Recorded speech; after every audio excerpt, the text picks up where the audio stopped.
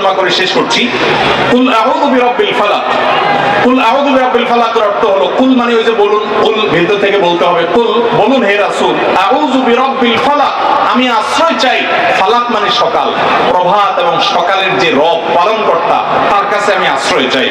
মিন শাররি মা খালাক, তিনি যা সৃষ্টি করেছেন, তিনি উপকারী জিনিস সৃষ্টি করেছেন, অনেক ক্ষতিকর জিনিস সৃষ্টি করেছেন, কখনো আমাদের পরীক্ষার জন্য, বা সেটারও অনেক উপকারিতা বা সেটার অনেক রহস্য আছে। তার যত সৃষ্টি আছে তার কোন সৃষ্টি যেন আমার ক্ষতি করতে না পারে, সেজন্য আমি তার কাছে আশ্রয় চাই। কুল আউযু বিরাব্বিল ফালাক, হে রাসূল বলে দিন, আউযু মানে আমি আশ্রয় চাই, বিরাব্বিল ফালাক মানে সকালের রবের, সকালের পালনকর্তার কাছে। কোন থেকে, কোত্থেকে আশ্রয় চাই? মিন শাররি মা খালাক, আল্লাহ যা সৃষ্টি করেছেন তার সৃষ্টির কোনো কিছু, আল্লাহ সাপ সৃষ্টি করেছেন, আল্লাহ জিন সৃষ্টি করেছেন, আল্লাহ যা সৃষ্টি করেছেন, শত্রু আল্লাহর সৃষ্টি, আল্লাহর কোন সৃষ্টি যেন আমার ক্ষতি করতে না পারে, সেজন্য আমি আল্লাহর কাছে পানা চাই, আল্লাহর কাছে আশ্রয় চাইবেন। কেন যেন দিনের শুরুতে, কেমন যেন দিনের শুরুতে আল্লাহর কাছে অ্যাপ্লিকেশন করে আপনি ইন্স্যুরেন্স করে নিয়েছেন, আবার সন্ধ্যায় রাতের শুরুতে আল্লাহর কাছে অ্যাপ্লিকেশন করে ইন্স্যুরেন্স করে নিয়েছেন নিরাপত্তার জন্য। ওমিন শাররি গাসিকিন ইযা ওয়াকাব, গাসিক মানে হলো গভীর রাতে যে ক্ষতি আসে সেটা। ওমিন শাররি গাসিকিন, এবং গভীর রাতের যে ক্ষতি আসে সেগুলো থেকে আমি আল্লাহর আশ্রয় চাই।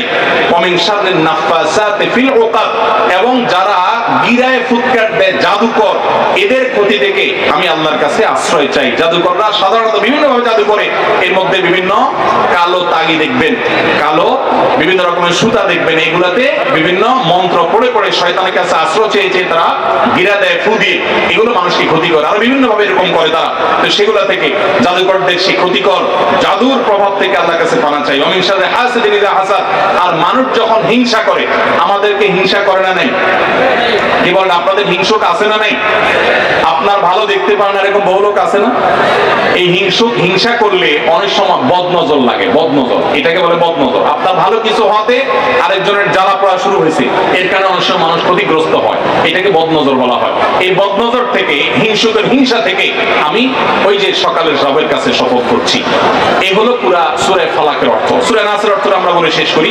কুল আউযু বিরাব্বিন নাস, হে রাসূল আপনি বলেন, আউযু বিরাব্বিন নাস, আমি মানুষের পালনকর্তা আল্লাহর কাছে আশ্রয় চাই।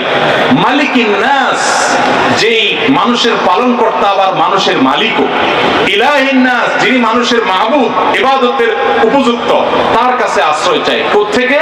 মিন শাররিল ওয়াসওয়াসিল খান্নাস, যে শয়তান মানুষকে ভেতর ভেতরে তার মনের ভিতরে খারাপ, তার কুমন্ত্রণা দেয়, খারাপ কাজ করতে তাকে প্ররোচিত করে, ভালো কাজ করতে দেয় না, এই শয়তানের কুমন্ত্রণা থেকে সেই মানুষের রবের কাছে আশ্রয় চাই। আল্লাযী ইউওয়াসওয়িসু ফি সুদুরিন নাস, যেই খান্নাস, যে শয়তান মানুষের অন্তরের মধ্যে ওয়াসওয়াসা দেয়, কুমন্ত্রণা দেয়। আমাদের মনের ভিতরে খারাপ চিন্তা বেশি আসে না ভালো চিন্তা বেশি আসে? কি বলেন, খারাপ চিন্তা বেশি আসে আপনাদের মনে না ভালো চিন্তা? ভালো চিন্তা বেশি আসলে তো আল্লাহর ওলি, মাশাআল্লাহ। আপনাদের নামাজ পড়তে আরাম লাগে না গুনাহ করতে আরাম লাগে? এটাই বাস্তবতা। শয়তান আমাদেরকে সেটা আমাদের কাছে সবসময় আকর্ষণীয় করে তোলে। এটা থেকে আল্লাহর কাছে পানা চাওয়া হয়েছে। মিনাল জিন্নাতি ওয়ান নাস, শয়তান দুই প্রকার। শয়তান কয় প্রকার ভাই? একটা হলো জিন শয়তান, যেটা আমরা দেখি না, আমাদের শরীরের রক্তের সাথে মিশে যেতে পারে। ইয়াজরি আহাদাকুম মাজরাদ দাম, নবী সাল্লাল্লাহু আলাইহি ওয়াসাল্লাম বলেছেন, শয়তান তোমাদের রগে রগে, তোমাদের শিরা উপশিরার সাথে মিশে তোমাদের শরীরে মনের ভিতরে প্রভাব সৃষ্টি করে। এটা থেকে আল্লাহর কাছে পানা চাইতে বলা হয়েছে। ওয়ান নাস, আর মানুষ শয়তানও আছে। জিন শয়তান যে কাজ করে, অনেক বন্ধু আছে দেখবেন আপনারা একটু বুদ্ধি দেয়। যত লোক বিড়ি সিগারেট খাওয়া ধরছেন, এরা মায়ের পেট থেকে বিড়ি হাতে নিয়ে আসছেন দুনিয়াতে? কি বলেন? যারা মদ খাওয়ার বদভ্যাস হয়েছে, এই হারাম কাজটা যারা করে, তারা কি মায়ের পেট থেকে মদের বোতল নিয়ে আসছে? তারা এগুলো কোত্থেকে শিখছে? 100% মানুষ কোনো না কোনো মানুষ শয়তান থেকে শিখছে। ঠিক না? ঠিক। মানুষ সব সময় খারাপ হয় অসৎ সঙ্গের কারণে। এই জন্য বাংলায় যে কথা আছে, সৎসঙ্গে স্বর্গে বাস, অসৎ সঙ্গে সর্বনাশ। এটা কোরআন হাদিসেরই কথা, এই কথা সঠিক কথা। এই জন্য ভাইরা আমার, আপনি জীবনে যেই বন্ধু দেখবেন আপনাকে খারাপ কাজের কথা বলে, আরে কি হবে চল সিনেমা দেখে আসে, আরে বাদ দে তোর এই সমস্ত, এরকম কিছু বন্ধু আছে না? সাথে সাথে ওই বন্ধুকে 3 তালাক দিবেন। কয় তালাক? আবার বউরে তালাক দেন না, খবরটা। ওই বন্ধুকে আপনি ছেড়ে তার কাছ থেকে দূরে চলে যাবেন, কারণ এটা জিন শয়তান না, মানুষ শয়তান, এটা মানুষরূপী শয়তান। এই জন্য এই সূরাতে কোরআন কারীমের শেষ আয়াতে আল্লাহ তাআলা বলেছেন, জিন শয়তান মানুষ শয়তান উভয় থেকে তুমি আল্লাহর কাছে পানা চাও। আল্লাহর কাছে আমরা সেটা পানা চাইবো। তাহলে সূরা ফালাকের মধ্যে রেখেছি যত প্রকার ক্ষয়ক্ষতি আছে সেগুলো থেকে আমরা পানা চাইছি, বিশেষ করে অদৃশ্য ক্ষয়ক্ষতি। আর সূরা নাসের মধ্যে আমরা দেখেছি শয়তান যে আমাদেরকে কুমন্ত্রণা দেয় সেখান থেকে আল্লাহ আমাদেরকে পানা চাইতে বলেছেন। গোটা কোরআনের 30 পারা মধ্যে সবগুলো সূরার মধ্যে একেবারে শেষের সূরার শেষের অংশে এসে আল্লাহ তাআলা একদম কোরআনকে ফিনিশ করছেন কি দিয়ে দেখেন, শয়তান থেকে পানা চাওয়া নিয়ে। এই শয়তান সম্পর্কে আমাদের কোনো ধারণাই নেই। শয়তান সম্পর্কে একদিনে 1 ঘন্টা আলোচনা করতে হবে। পরবর্তীতে আল্লাহ কখনো তৌফিক দিলে যদি সুযোগ পাই শুধু শয়তান সম্পর্কিত আয়াতের ব্যাখ্যা যাব, কারণ শয়তান সম্পর্কে আমরা বেশিরভাগ মানুষ জানি না। অনেকে আমরা দুধ কলা দিয়ে যেরকম মানুষ সাপ পোষে, অনেকে আমরা শয়তানকে সেরকম হৃষ্টপুষ্ট করে নিজের কাছে রাখি। আপনার অনেক খারাপ বন্ধু আছে, তারপর আপনি তাকে বন্ধু বানায় রাখছেন, তার মানে মানুষ শয়তানকে আপনি দুধ কলা দিয়ে পুষতেছেন। আপনার জাহান্নামে যাওয়ার কারণ হবে, দুনিয়া ধ্বংসের কারণ হবে, আপনি মাদক আসক্ত হবেন, আপনি যৌতুকে যাবেন, আপনি মানুষ খুনে যেতে পারেন, খারাপ পথে যেতে পারেন। এই সব কিছু মানুষ খারাপ সঙ্গের কারণে হয়ে থাকে।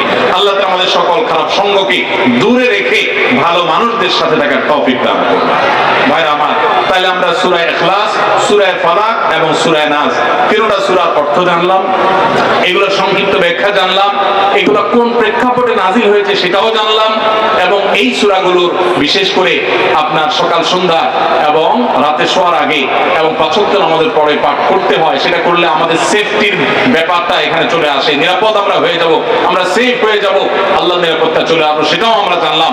আজকের এই মাহফিল থেকে এই সূরাগুলোর অর্থ বুঝে নামাজের মধ্যে পড়া এবং এটা যেখানে যেখানে পাঠ করা দরকার সেখানে পাঠ করা, এই সূরাগুলোর যে মর্ম আছে সেটাকে বিশ্বাস করা, উপলব্ধি করা, আমল করা, এই কাজগুলো যারা করবেন, নিয়ত করছেন, আজ থেকে পড়বেন, নিয়মিত নিয়ত করছেন, তারা একটু হাত তুলে দেখান। আল্লাহ আমাদের সবার হাতগুলোকে আপনি কবুল আর মঞ্জুর করে নেন। আল্লাহ আমাদের সবাইকে আপনি আমল করার তৌফিক দান করেন। মাহবুব এখানে যেরকম একত্র করেছেন জান্নাতুল ফেরদাউসে এইভাবে একত্র করার তৌফিক দান করেন। জাযাকুমুল্লাহু খায়রা ওয়া আখিরু দাওয়ানা আনিল হামদুলিল্লাহি রাব্বিল আলামিন। প্রশ্নোত্তর কি আর সময় আছে না বাদ দিব?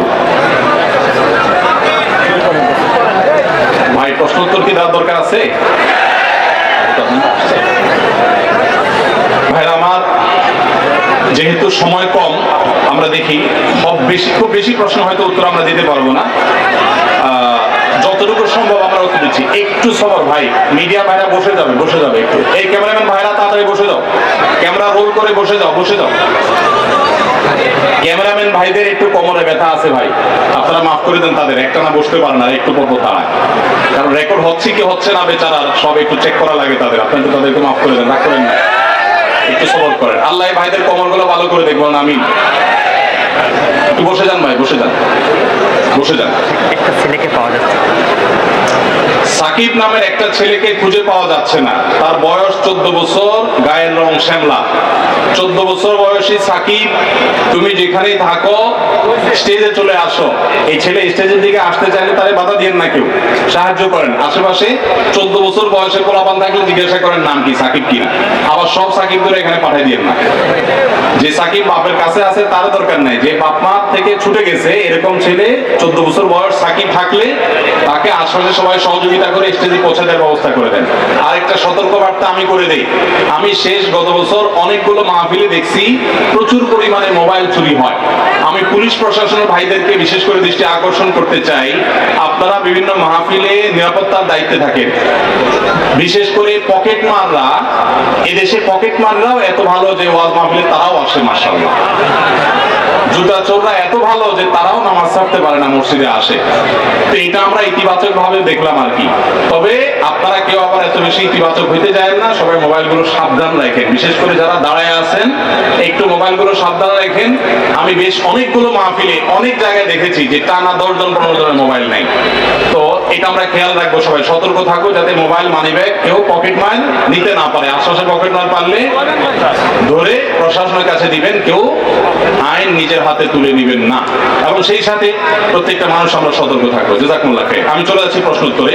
সাকিব নামে 14 বছরের ছেলেকে কেউ পেলে মেহেরবানি করে স্টেজে পৌঁছে দেন এবং তার অভিভাবকরা যোগাযোগ করেন। প্রথম প্রশ্ন হলো, বিবাহ করার সময় ছেলে যেই মেয়েকে পছন্দ করেছে বা যেই মেয়ের সাথে ছেলের বিবাহ ঠিক হয়েছে, যদি মেয়ের বাবা বা মেয়ের পরিবারের লোক ওই মেয়েকে না দিয়ে অন্য কোনো মেয়েকে তার সাথে বিবাহ দেয়, তাহলে কি বিবাহ জায়েজ হবে? দেখুন, আমাদের দেশে বিয়ের আগে একটা জিনিস হয়, এটার নাম এঙ্গেজমেন্ট, না? এই এঙ্গেজমেন্টে দুই পক্ষের লোকজন যায়া পছন্দ করে সব কথা পাকাপাকি হলে একটা আংটি পরাই দিয়ে চলে আসে। তার মানে আমরা ছোটবেলায় দেখতাম যে কেউ কিছু ধরলে অনেক খেলাধুলাতে এরকম, যেটা ছুঁয়ে ফেলে এটা তার হয়ে যেত, আংটি পরাই দিল মানে এটা তার হয়ে গেল। এটা আমাদের সামাজিক একটা রীতি। ইসলাম বিয়ের আগে এরকম কোনো এঙ্গেজমেন্ট বা এ জাতীয় কোনো কিছুর কথা বলে নাই। ইসলাম বলে উভয় পক্ষ যদি সম্মত হয় এবং ব্যাটে বলে হয়ে যায় পছন্দ উভয় পক্ষের, তাহলে আর দেরি কেন? সাথে সাথে আগ্রহ পড়ায়া দুইজন সাক্ষীর সামনে প্রস্তাব এবং কবুল করবে, বাস শেষ। উঠাই নেওয়া নেই আনুষ্ঠানিকতা, সেটা হোক 6 মাস পর, হোক 3 মাস পর, সমস্যা নেই, কিন্তু বিয়ে সাথে সাথে হয়ে যেতে হবে। এই এঙ্গেজমেন্টের নামে আংটি পরায়া ঝুলায় রাখা, এবং ঝুলায় রাখাতে তো কোনো অসুবিধা নাই। অসুবিধা হলো যে ঝুলায় রাখার কারণে অনেক মানুষ মনে করে এটা বোধহয় স্বামী স্ত্রীর মতো বিয়ে শাদী হয়ে যাওয়ার মতো, এঙ্গেজমেন্ট হয়ে গেছে, এখন তারা স্বামী স্ত্রীর মতো ইটিস পিটিস আলাপ করে। এই ইটিস পিটিস আলাপ করা কি হবে না? জায়েজ, কারণ এখনো কি হয় নাই? বিয়ে হয় নাই। এই জন্য এঙ্গেজমেন্টের নামে 1 বছর ঝুলায় রাখে। আজকাল আবার আরেকটা ট্রেন্ড চালু হয়েছে, বলে কি অচেনা মানুষের সাথে ঘর করে কি শান্তি পাওয়া যায়? এই জন্য এঙ্গেজমেন্টের নামে বিয়ের আগে 1 বছর একটু একে অন্যকে জানাশোনার জন্য লিভ টুগেদার, এটা সেটা, একটু চটপটি খাওয়া, একসাথে বিভিন্ন জায়গায় যাওয়া, এসব তামাশা করে। কেন? যাতে করে বোঝাপড়াটা ভালো হয়, বিয়ের পরে সম্পর্ক ভালো হয়। ইন্টারেস্টিং বিষয় কি জানেন?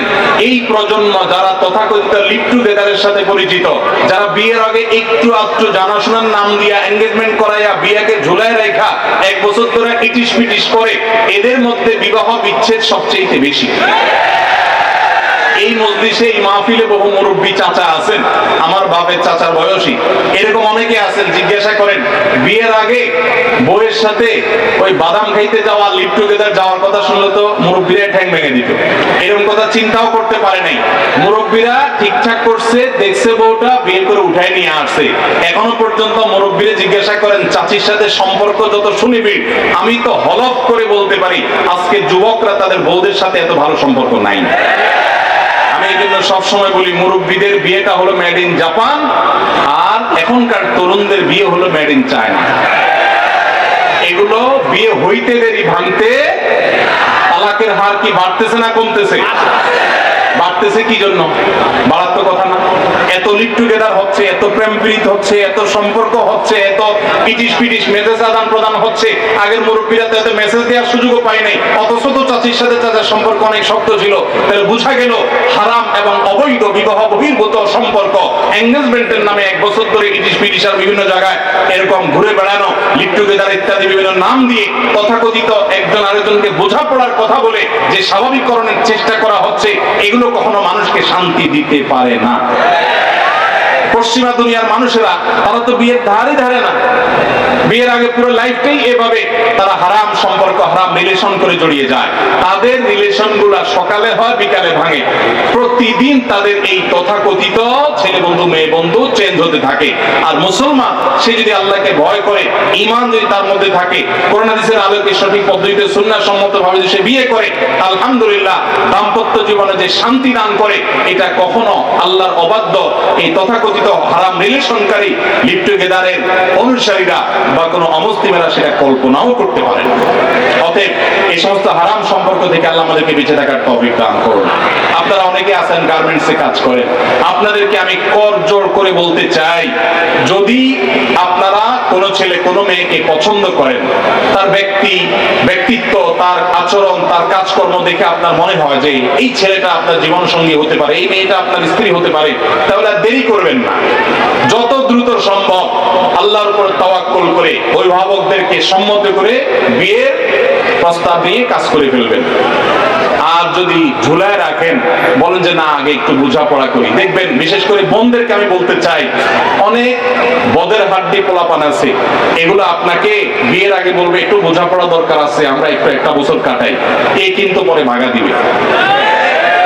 এটা কিন্তু বাটপার। এটা প্রেমের নাম দিয়ে আপনার ছলছুতার করে আপনার সব ধ্বংস করবে। এরপর আপনি সংবাদ সম্মেলন করবেন, এরপর আপনি থানায় যাবেন, আর কাজ হবে না। অতএব ভাইরা আমার, বিবাহ বহির্ভূত সম্পর্ককে আল্লাহ তাআলা হারাম করেছেন। আমি আবার বলছি, গোটা পৃথিবীর 1 ইঞ্চি জায়গা আপনি আমাকে দেখাতে পারবেন না। আমার বহুদের দেখা সুযোগ হয়েছে আলহামদুলিল্লাহ। গোটা পৃথিবীর 1 ইঞ্চি জায়গা দেখাতে পারবেন না যেখানে শরিয়া সম্মত বিবাহকে অ্যাপ্রিশিয়েট করা হয় না। বিবাহ বহির্ভূত তথাকথিত গার্লফ্রেন্ড বয়ফ্রেন্ড কালচারকে যারা সমর্থন করে, তাদের সমাজের দাম্পত্য জীবনের সুখ কখনো মুসলমানদের ধারে কাছেও নেই।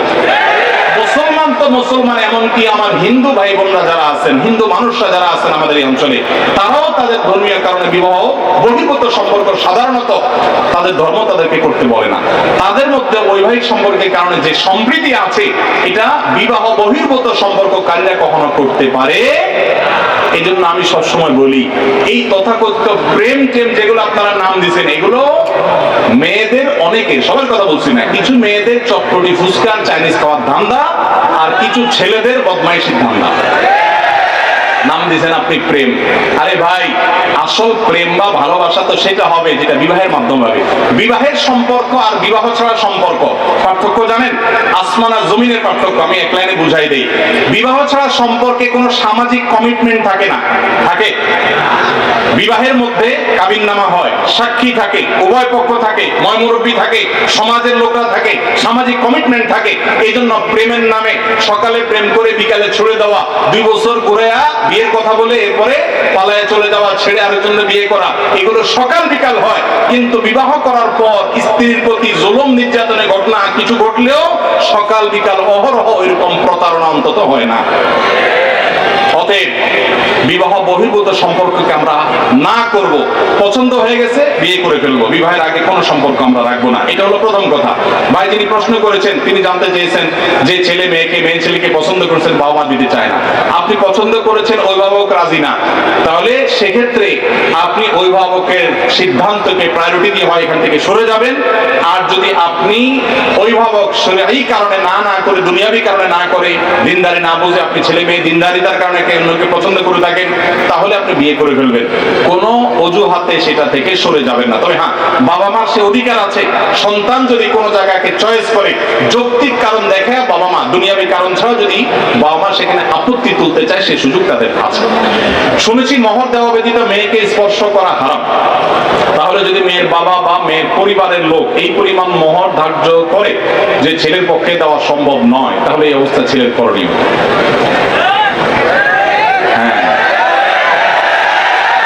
বুঝছি আমি, প্রশ্ন কমন পায়ে পড়ে গেছে, এই তো। আচ্ছা শুনেন, যারা ঠিক করছে এইসব, হয় আমি একটা পুরুষ, আর না হলে বিয়ে করে বেচারা ভাইসা গেছে। শোনেন, ভালো করে শোনেন। প্রথম কথা হলো যে মোহর দেওয়া ছাড়া স্ত্রীকে স্পর্শ করা হারাম, এই কথা ভুল। প্রশ্নে যিনি লিখেছেন এটা সঠিক কোনো কথা না। মোহর ধার্য করলে সেটা দিতে হবে বাধ্য। আল্লাহ বলেছেন ওয়াতুন নিসা সাদাকাতিহিন্না নিহলা, তোমরা তোমাদের স্ত্রীদের মোহর পরিশোধ করে দাও, এটা তাদের প্রাপ্য অধিকার, এটা দিয়ে দিতে হবে, এটা ক্লিয়ার। তবে সে দেওয়াটা আপনি নগদে দিতে পারেন, পরেও দিতে পারেন।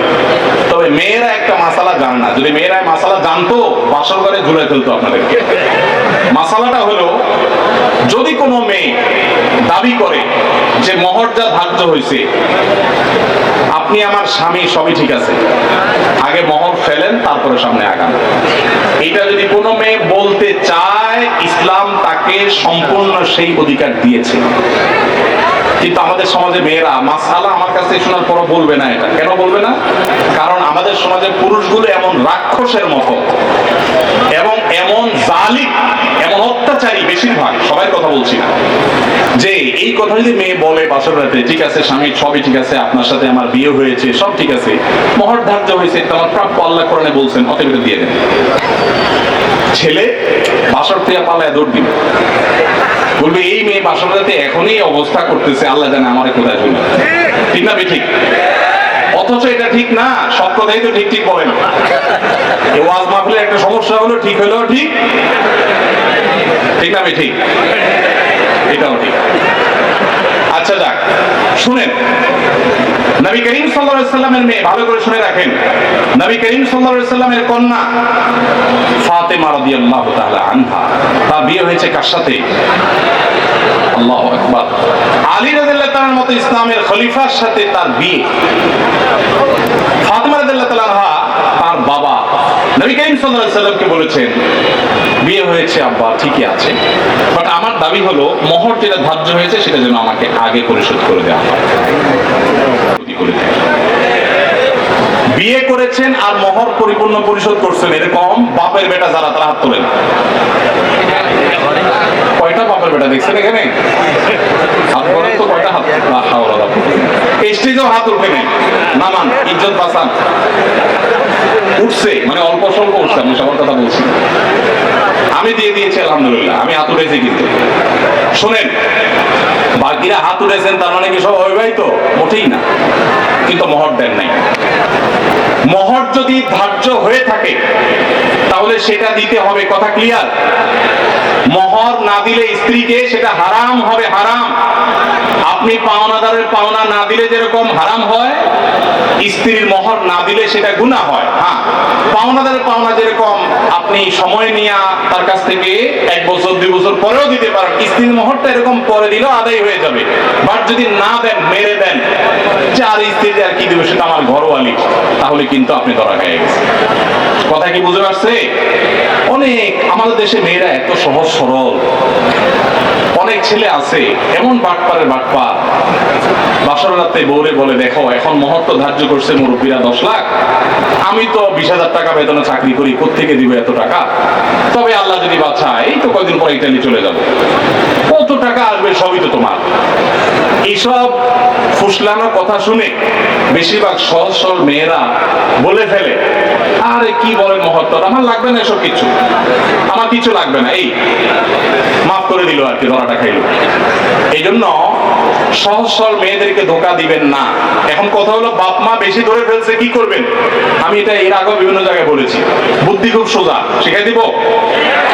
যদি মোহর বাপ মা 10 লাখ 20 লাখ ধরে থাকে, এখন আপনিও রাজি হয়েছেন, আপনি রাজি হয়েছেন কেন?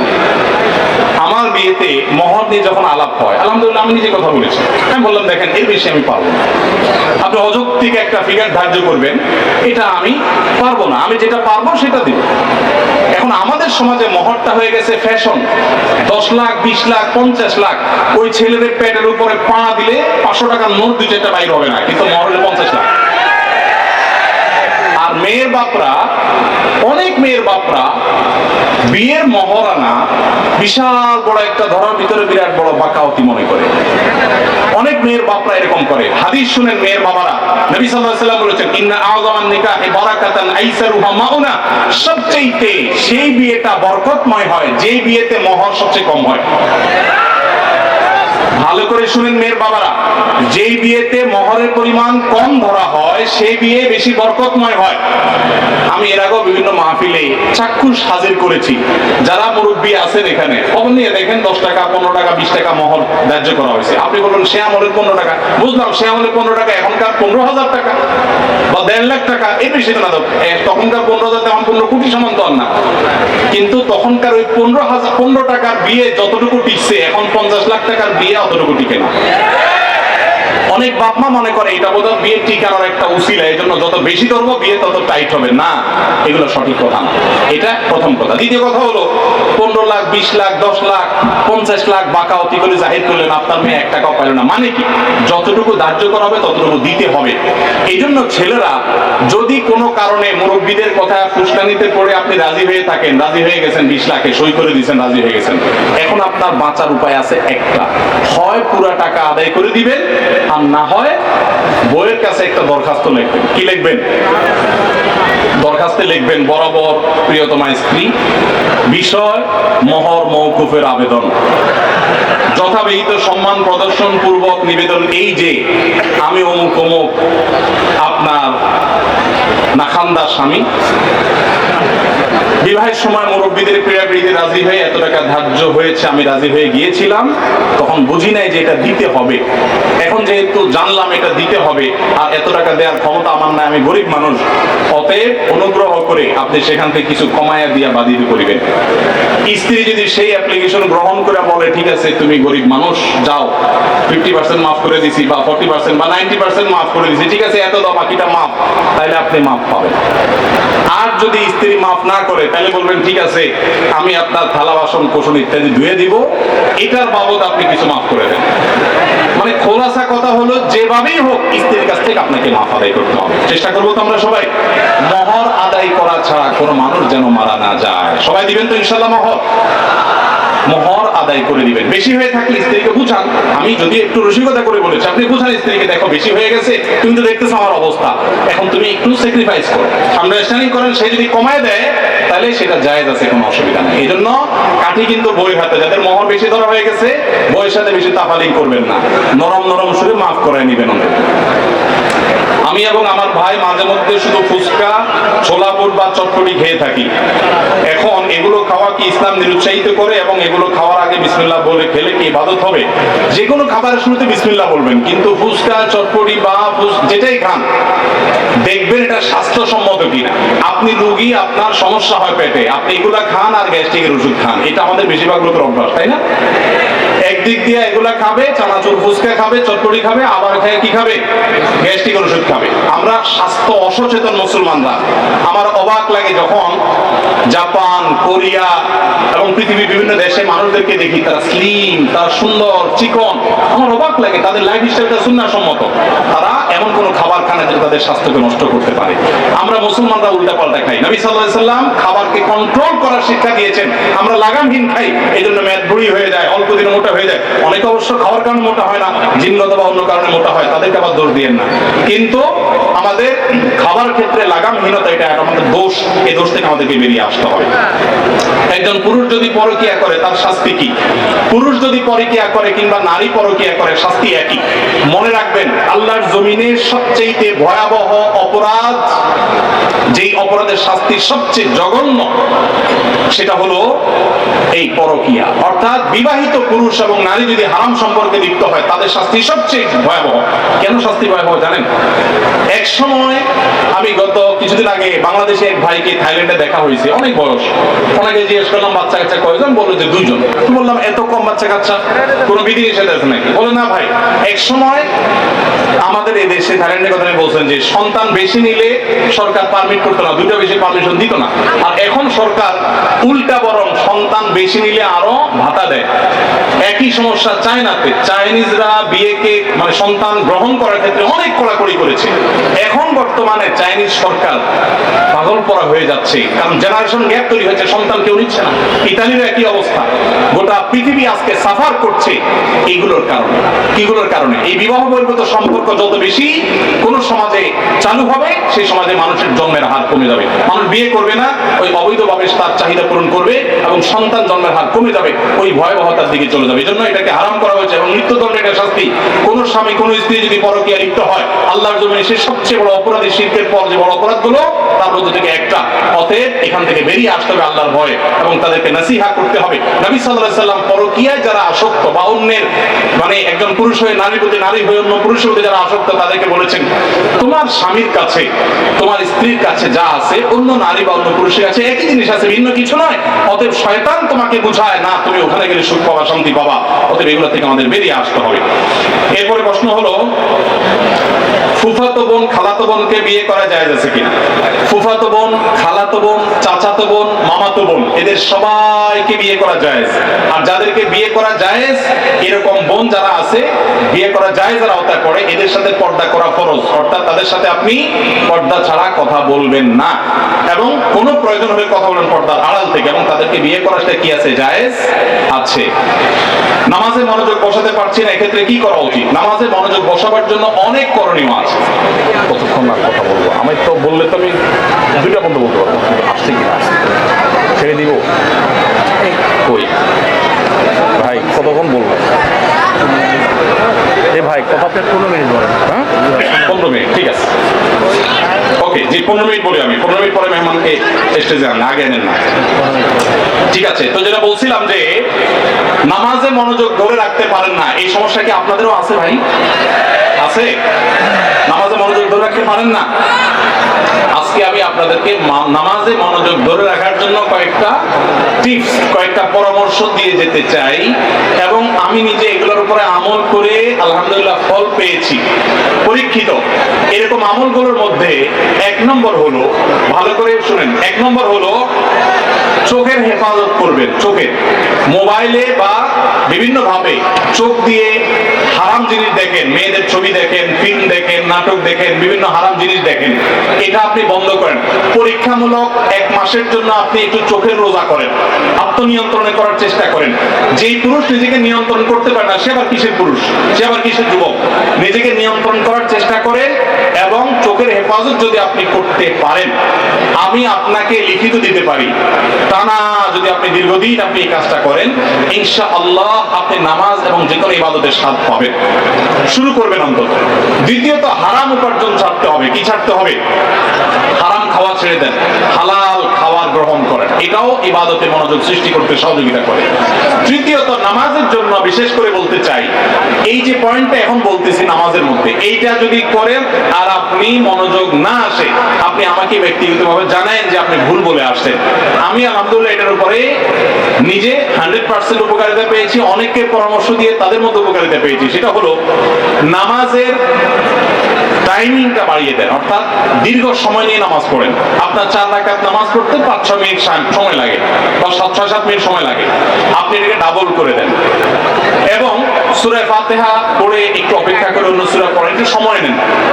একইভাবে রুকুতে গিয়ে একটু লম্বা সময় ধরে তাসবিহ, সাধারণত আপনি 3 বার তাসবিহ পড়েন, এবার আপনি 6 বার 7 বার পড়েন, 9 বার পড়েন, আরো বেশি করে পড়েন, একটু সময় বেশি নেন। রুকু থেকে উঠেই আবার সিজদা যান সব সময়, আজকে সেটা করেন না। রুকু থেকে উঠে একটু দাঁড়ান, একটু অপেক্ষা করেন, একটু দেরি করেন। নবী সাল্লাল্লাহু আলাইহি ওয়াসাল্লাম রুকুতে যে পরিমাণ সময় থাকতেন, রুকু থেকে উঠে দাঁড়িয়ে তার কাছাকাছি, তারিবা মিনহু হাদিসের ভাষ্য, তার কাছাকাছি থাকতেন, অথচ আমরা রুকু থেকে উঠেই দৌড় দিই। তো আপনি উঠে একটু অপেক্ষা করেন, দাঁড়ান, অন্য সময়ের চাইতে ডাবল সময় দাঁড়ান। এভাবে যদি প্রত্যেকটা কাজ আপনি সময় নেন এবং ধীরে ধীরে করেন, ইনশাআল্লাহ বিদিনিল্লাহ আপনি নামাজের মধ্যে মনোযোগ দেখতে পাবেন। 3টা গেল। 4 নম্বর হলো নামাজের মধ্যে যে সূরা কেরাতগুলো পড়েন, এই যে আজকে আমরা 3 কুল সম্পর্কে আপনাদেরকে বললাম, নামাজের দোয়াগুলো, সূরাগুলো, কেরাতগুলো, এগুলোর অর্থটা বোঝার চেষ্টা করবেন। তাহলে নামাজের ভিতরে ওই অর্থের কথা আপনার মাথায় আনতে পারবেন, আপনার মনোযোগ ধরে রাখতে পারবেন। আর আরেকটা পরামর্শ হলো, ইবাদত এবং নামাজে বিশেষ করে মনোযোগ সৃষ্টি করার জন্য আগে থেকে মনোযোগ নষ্টকারী বিষয়গুলো থেকে সরে আসেন। অনেকে আছে মোবাইল টিপতে টিপতে নামাজে দাঁড়ায়, নামাজে ঢোকার আগে, মসজিদে যাওয়ার আগেই মোবাইল সুইচ অফ করে ফেলান এবং এরোপ্লেন মোড করে ফেলান, যাতে করে মেসেজ আসলেও টের না পান। ইনশাআল্লাহ দেখবেন মনোযোগ আসবে। সেই সাথে আল্লাহর কাছে দোয়া করবেন।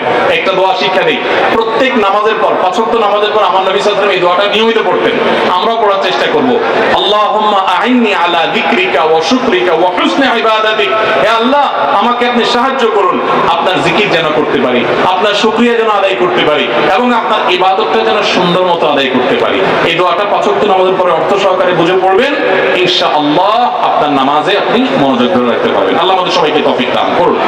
নামাজের মজা এমন এক জিনিস ভাইরা, আমাদের নবী সাল্লাল্লাহু আলাইহি ওয়াসাল্লাম রাতে যখন নামাজে দাঁড়াতেন, পা ফুলে যেত, রুকুতে যেতেন না, এত সময় ধরে কিরাত করতেন, মজা পাইতেন। আর আমাদের কাছে নামাজটা এটা বোঝা, পড়ে শেষ করতে পারলে আমরা বাইরে বাইরে জান বাঁচাই, কারণ মজা পাই না। এই জন্য নামাজের স্বাদ আনার জন্য, মনোযোগ সৃষ্টি করবার জন্য এই আমলগুলো আমরা লক্ষ্য রাখবো। আল্লাহ তৌফিক দান করুন। কিছুদিন আগে শুনলাম এক লোক 7 জন মেয়েকে বিয়ে করেছেন, এর বিধান কি? এটা কি ইসলামে জায়েজ? 7টা বিয়ে করা যাবে কি?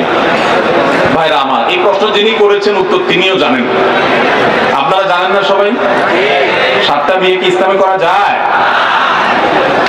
মনে রাখবেন, জাহিলি যুগে, ইসলাম পূর্ব যুগে মক্কার মুশরিকদের মধ্যে এক একজনের 20টা, 50টা, 30টা, 10টা, যা যা মনে চাইতে বিয়ে করতো।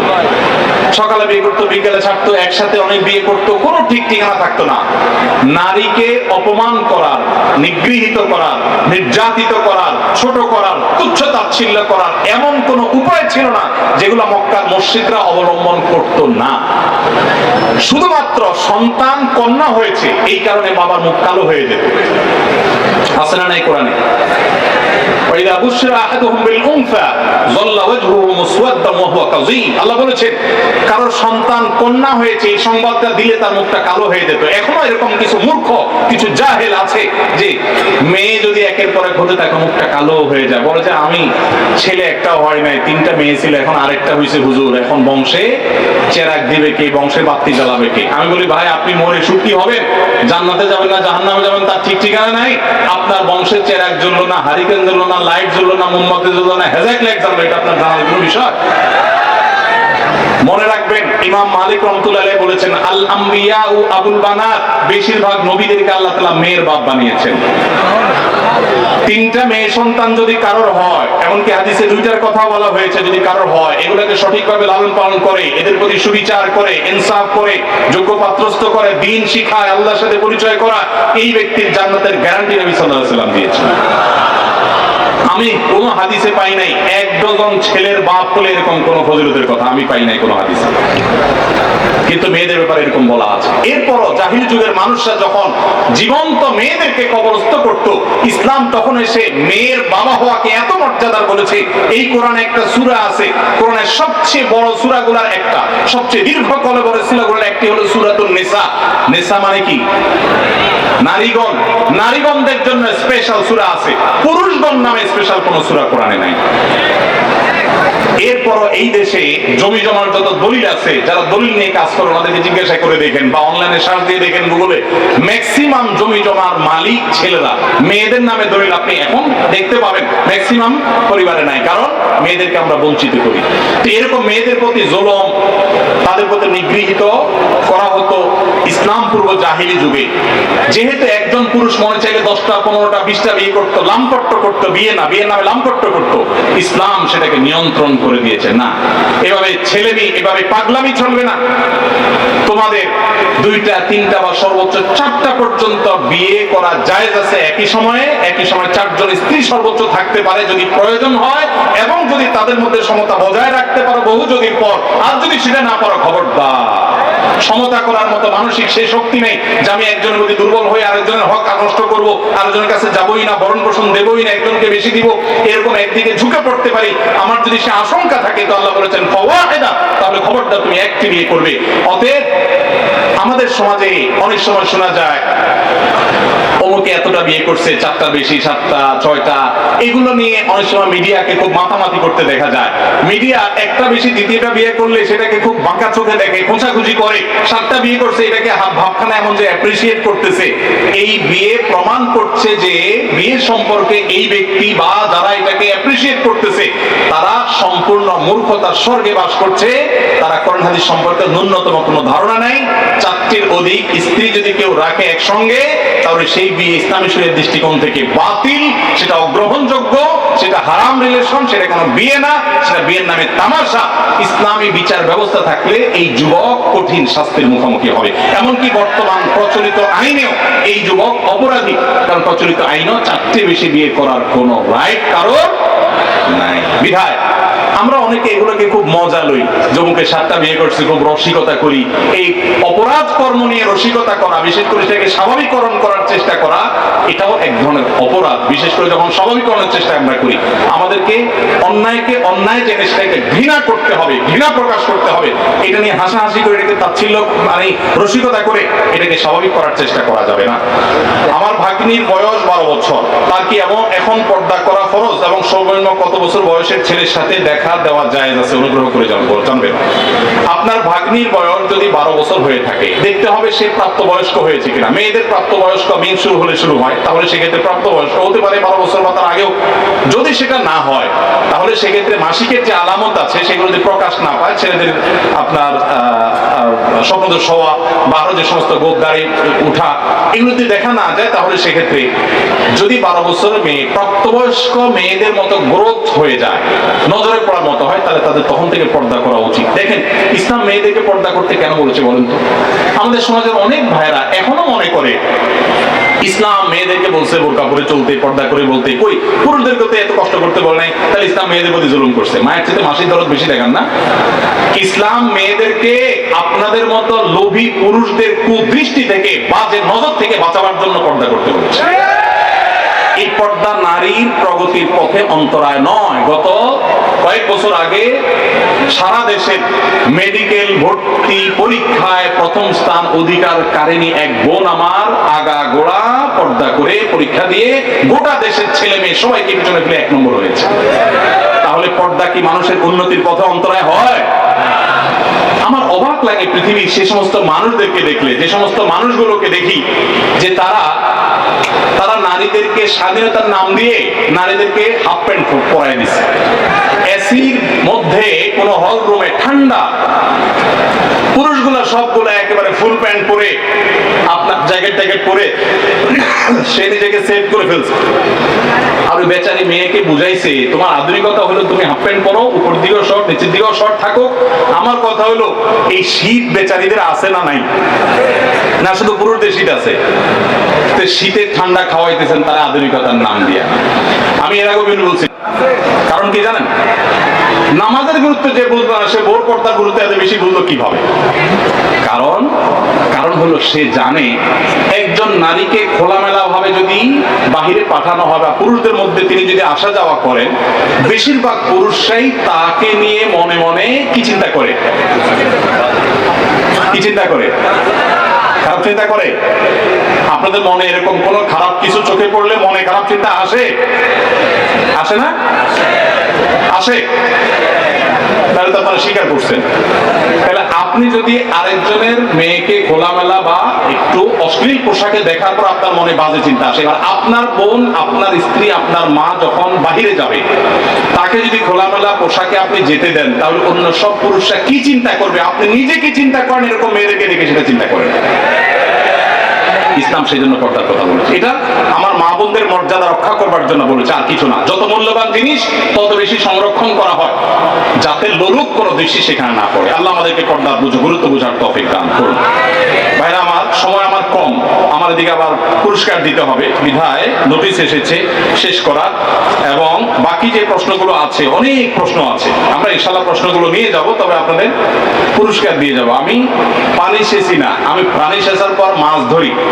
অনেকে পানি সেচে চলে যায়, মাছ ধরে না। আমি পানি সেচি, এতক্ষণ পানি সেচছি 2 ঘন্টা ধরে, এখন মাছ ধরা হবে। মাছ ধরা বুঝেন? কি ওয়াজ করছি এটা শুনাইতে হবে। এখন শুধু আমার দিয়া এখানে লাগাই দিয়েছে, 2 ঘন্টা বক বক করলাম আর শুনা মজা করে চলে যাবেন, এসব হবে না। এখন কি শুনছেন তা বলতে হবে। সবাই রেডি আছেন তো? ঠিক আছে, ইনশাআল্লাহ বিসমিল্লাহ। কই পুরস্কার কই? একটু বসেন, কি বলবেন সে লিখে পাঠান। সবাই এবার বললে তেলেমেলে হয়ে যাবে।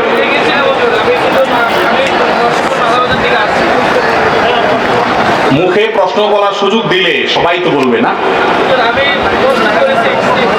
লিখিত দিছে, কিন্তু আপনি চালাক হলে এত করে প্রশ্ন বলে ফেলতেন।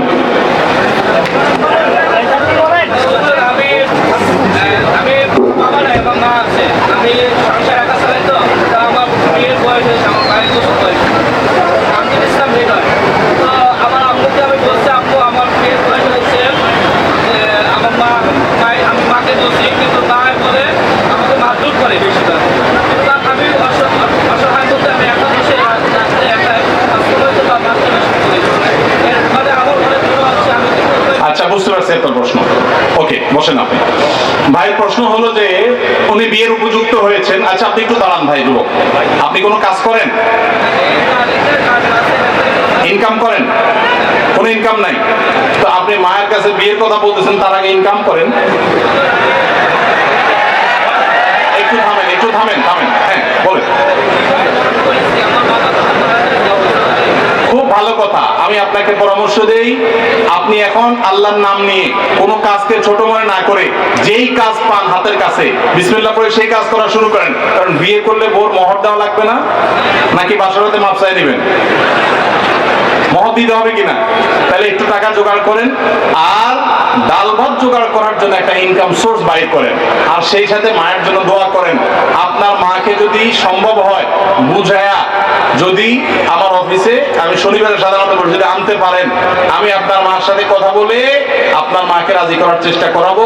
এলাকার ইমাম সাহেব যারা আছে, আলেম ওলামা যারা আছে, এদেরকে একটু চা পানি খাওয়াইয়া বাইল টাইল দিয়া বলবেন হুজুর আমার বাসায় চলেন, আমার মারে একটু বুঝান। আপনার মাকে হুজুর সুন্দর করে বুঝায় যদি রাজি করতে পারেন সেটা খুব ভালো। আর যদি না পারেন রাজি করতে, ইনকাম যদি করেন, মা রাজি না থাকলেও আপনি দিনদার ধার্মিক ভালো মেয়েকে বিয়ে করা আপনার জন্য জায়েজ হবে, যদি চরিত্র হেফাজত করার জন্য আপনি এটা ছাড়া কোনো উপায় না থাকে। কিন্তু বিয়ের জন্য উপার্জন করেন, আল্লাহ আপনাকে তৌফিক দান করুন। আমাদের সমাজে অনেক যুবক আছে যে যুবকরা বিয়ের জন্য আমল চায়, দোয়া চায়, কিন্তু নিজেরা ইনকাম করে না। আছে না নাই? এরকম করা যাবে না, ইনকাম সোর্স বের করতে হবে। ভাই আমি প্রশ্ন করতেছি, আপনারা যারা উত্তর দিতে পারবেন শুধুমাত্র তারা হাত তুলবেন, উত্তর দেওয়া যাবে না, শুধু হাত তুলতে হবে। সবাই রেডি তো? সবাই রেডি? ঠিক আছে, বিসমিল্লাহ। আমি প্রথম প্রশ্ন করছি আমার আলোচনা থেকে প্রথম প্রশ্ন করছি, যারা উত্তর দিতে পারবেন হাত তুলবেন, কেউ আওয়াজ করবেন না মেহরবানি করে। প্রথম প্রশ্ন, আমরা বলেছি কোরআনে কারীমের শেষ তিনটা সূরা, যেটাকে তিন কুল বলা হয়, সূরা ইখলাস, সূরা ফালাক, সূরা নাস, এই তিন সূরা দিন এবং রাত 24 ঘন্টায় মোট কোন কোন সময়ে কতবার পড়া সুন্নাত সেটা বলেছি। যারা উত্তর দিতে পারবেন মুখে কথা বলবেন না, শুধু হাত তুলবেন। হাত তুলেন বাস। মেজো ভাই আপনি হাত ধরেন, কোনটা বলবেন? যে কোনো একটা হাত বলেন, বা আমাদের স্থানীয় অন্য কোনো ব্যক্তি বলবে, আপনারা যে কোনো একটা হাতের কথা বলেন, কে বলবে?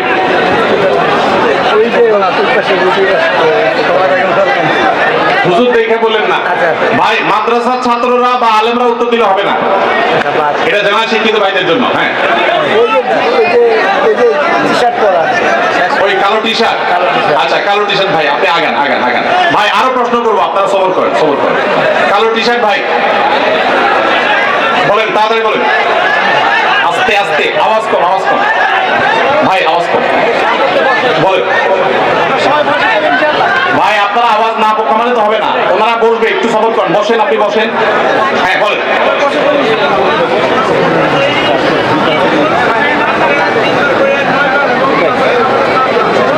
আবার বলেন, কখন রাত্রে ঘুমানোর আগে তিন কুল তিনবার করে, মোট 9 বার, কুল হুয়াল্লাহ 3 বার, কুল আউযু ফালাক 3 বার, সূরা নাস 3 বার পড়ে হাতে ফু দিয়ে পুরো শরীর মুছতেন, এবং এটা শরীরকে জিন্নাত থেকে বিভিন্ন কিছু রক্ষা করার জন্য, হেফাজতের জন্য যথেষ্ট এক জায়গায়। আর 5 ওয়াক্ত নামাজের পর একবার করে সূরা ফালাক, সূরা ইখলাস, একবার করে ফালাক, একবার করে নাস, প্রত্যেকটা একবার করে 5 ওয়াক্ত নামাজের পরে মোট 5 বার, মানে একবার করে 5 বার করে। হ্যাঁ, সারাদিনে। আর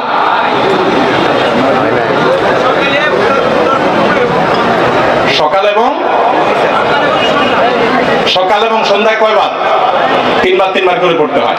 সকালের দোয়াটা ফজরের আগেও পড়া যায়, ফজরের পরেও পড়া যায়, সন্ধ্যার দোয়াটা মাগরিবের আগেও পড়া যায়, মাগরিবের পরেও পড়া যায়। 3 বার। মোট কয়বার হলো? নকল করে বলছেন, সাইড থেকে বলে দিচ্ছি, আমি শুনছি। প্রথমে একবার বলছি। আচ্ছা, আপনার চাইতে ভালো স্পিডের সাথে যদি কেউ বলতে পারে আমরা তাকে দেব, না পারলে আপনি।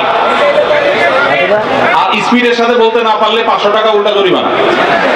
সময় নষ্ট করা যাবে না। বলেন, আপনি বলেন। সকাল সন্ধ্যায় 3 বার কুল হুয়াল্লাহ, কুল আউযু ফালাক, কুল আউযু বিন নাস, সকালে 3 বার, সন্ধ্যায় 3 বার। হ্যাঁ, প্রত্যেক 5 ওয়াক্ত ফরজ নামাজের পর একবার। হ্যাঁ, ঘুমানোর পূর্বে 3 বার করে শরীরে হাতে ফু দিয়ে শরীরে মোছা। তাহলে মোট কতবার হলো? 14 বার। সত্য করে বলেন, আপনি এই 14 বারের মধ্যে সকাল সন্ধ্যা কিংবা ঘুমানোর আগে কিংবা 5 ওয়াক্ত নামাজের পরে কোনটা এর আগে আমল করছেন? বুঝি নাই। আপনি আমল আগে থেকে করেন, তাহলে তার পুরস্কার দেওয়া উচিত না। আমি তো চাচ্ছি একটা নতুন মানুষ যে শিখছে, আসেন চলে আসেন, আলহামদুলিল্লাহ। আচ্ছা, এরপরের প্রশ্ন ভাই, একটু থামান। কুল হুয়াল্লাহ সূরাকে সূরা ইখলাস বলা হয় কেন? এই প্রশ্নের উত্তর যারা দিতে পারবেন হাত তোলেন। হ্যাঁ, এই যে টুপি আলা ভাই, আপনি দাঁড়ান। হ্যাঁ বলেন। ইখলাস শব্দের অর্থটা কি?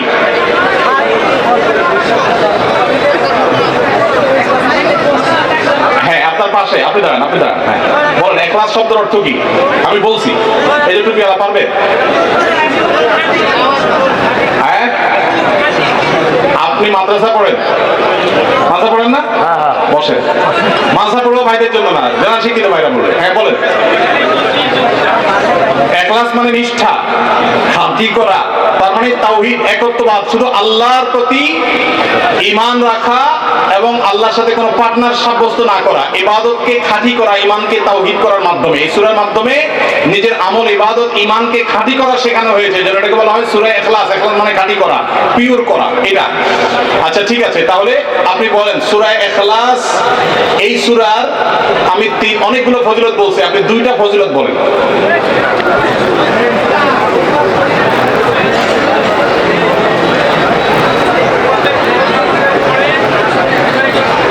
না, এটা তো করণীয়, কখন পড়বেন? সূরা ইখলাসের কি মর্যাদা আছে, লাভ কি এটা পড়লে?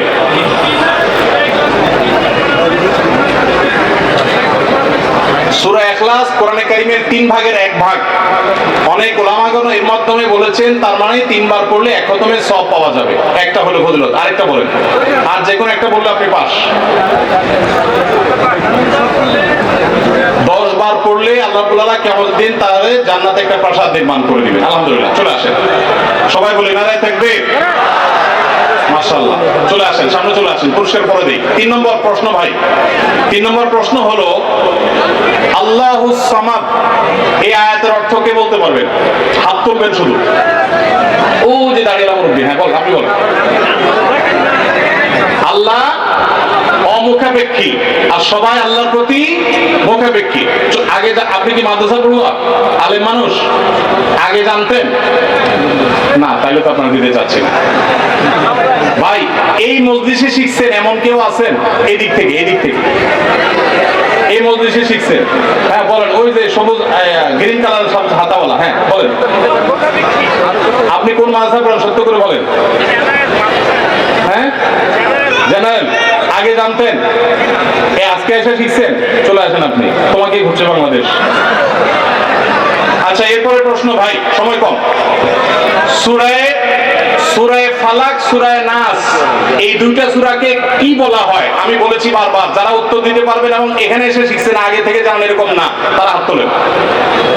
এই ভাই দাঁড়ান, এই যে, হ্যাঁ বলেন। সূরা ফালাক, সূরা নাসে কি বলে?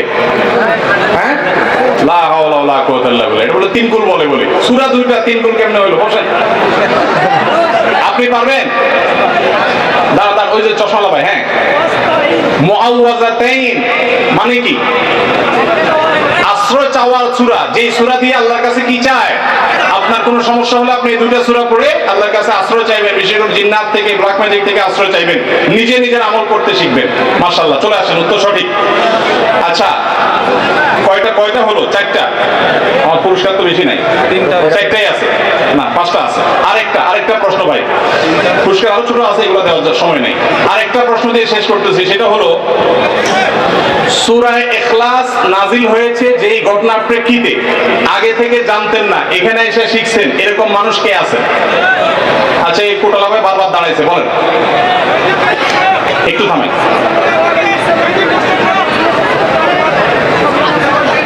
মাশাআল্লাহ, উত্তর সঠিক। নবী সাল্লাল্লাহু আলাইহি সাল্লামকে মক্কার মুশরিকরা জিজ্ঞাসা করছে আল্লাহর বংশ পরিচয় কি? তখন আল্লাহ এই সূরা নাযিল করে বলেছেন যে আল্লাহ রে বেকুবের দল, আল্লাহ কাউকে জন্ম দেন না, আল্লাহকে কেউ জন্ম দেন না। তার যদি আবার স্রষ্টা খুঁজো তোমরা বা জন্মদাতা খুঁজো তোমরা, তাহলে তিনি স্রষ্টা হলেন কিভাবে? স্রষ্টা তো তিনি, যার কোনো সৃষ্টিকর্তা নাই, তিনি সবার সৃষ্টিকর্তা, তিনি তো মহান সৃষ্টিকর্তা। এই জন্য এই সূরা নাযিল হয়ে তাদের জবাব দেওয়া হয়েছে। অন্য আরেক ওয়ানা আসছে, ইহুদিরা বলছে সবাইকে আল্লাহ সৃষ্টি করছে, তাহলে আল্লাহকে সৃষ্টি করছে কে? তাদের সে মূর্খতা সুলভ প্রশ্নের জবাবে এই সূরা নাযিল করা হয়েছে। এই জন্য এই সূরাকে যে মহব্বত করে, আল্লাহ তাকে মহব্বত করে। এই সূরার মহব্বতের কারণে জান্নাতে চলে যায় মানুষ। ভাইয়ের উত্তর সঠিক, চলে আসেন। এবার আমার একটা সম্পূরক প্রশ্ন, আজকের এই মাহফিল থেকে কোনো ভালো কাজ করার নিয়ত করেছেন? আমি এখন বলার আগে, প্রশ্ন করার আগে মজলিসের মধ্যে থাকতে নিয়ত করেছেন এমন কেউ থাকলে, বা কোনো খারাপ কাজ ছাড়ার নিয়ত করছেন এরকম কেউ থাকলে হাত তুলবেন, শুধু হাত তুলবেন, শুধু হাত তুলবেন। ওইদিকের মানুষগুলা দেখতেও পারে না, বেচারা ছাত্ররা সারাক্ষণ আন্দোলন করছে। হ্যাঁ, ওই যে এই বাম হাতে গড়িয়ালা ভাই, হ্যাঁ আসেন এদিকে আসেন, বলেন আপনি কি নিয়ত করছেন? আমি বলার পরে না ভাই, আমরা আল্লাহকে ভয় করে সত্য কথা বলবো। মজলিস থেকে 2 ঘন্টার ওয়াজ থেকে কি শিখলেন, কি নিয়ে যাচ্ছেন বলেন? আপনি কি নিয়ত করছেন? আর আশা লাগবে না, বলেন। হ্যাঁ, আপনি ওনাকে দিয়ে শুনছেন, হ্যাঁ বলেন। আপনি বুঝেই নেই আমার কথা, খুদাই হাত তুলছেন। 2 ঘন্টা ওয়াজ শুনে আপনি কোন জিনিসটা আজকের ওয়াজ থেকে শিখে যাচ্ছেন, এখন থেকে করবেন নিয়ত করছেন, অথবা কোন খারাপ কাজটা ছাড়বেন নিয়ত করছেন বলেন? জানেন না? ওকে, ধন্যবাদ। আর ওই যে শার্টালা লোক, এই যে শার্টালা, হ্যাঁ আসো এদিকে আসো ভাই, একটু সবর সবর, আসতেছি আসতেছি আসতেছি। হ্যাঁ ঝটপট বলো ছোট ভাই, কি কি নিয়ত করছো? হ্যাঁ বুঝি নাই, আমার একটু শোনান, কেউ কি বলেছে? খারাপ ভিডিও দেখবে না, খারাপ ভিডিও দেখা বর্জন করবা। মাশাআল্লাহ, আল্লাহ তাআলা আমার এই ভাইকে কবুল করুক। মোবাইলে হারাম জিনিস দেখা সবাই বন্ধ করবো তো ইনশাআল্লাহ। এই মোবাইল আমাদের অনেকের জাহান্নামে যাওয়ার কারণ হতে পারে। দুনিয়াতে এটা বহন করা অনেক সহজ হলেও আখিরাতে দায়ভার অনেক কঠিন হতে পারে।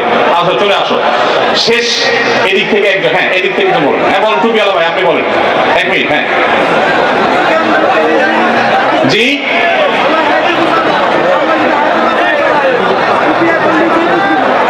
মাশাআল্লাহ, বিয়ে করেন না আপনি?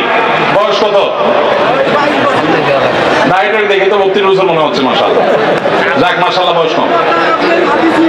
এই বক্তব্য শুনে, ও আমাদের বক্তব্য শুনে দাঁড়িয়ে রাখছেন, আর আজকের বক্তব্য থেকে নিয়ত করছেন যৌতুক নিবেন না। এখন মুশকিল হলো মা চাচিটাতে খোঁচাবে, তখন কি করবেন? এই যুবক ভাইরা যারা বিয়ে করেন নাই, কারা কারা যৌতুক নিবেন হাত তোলেন।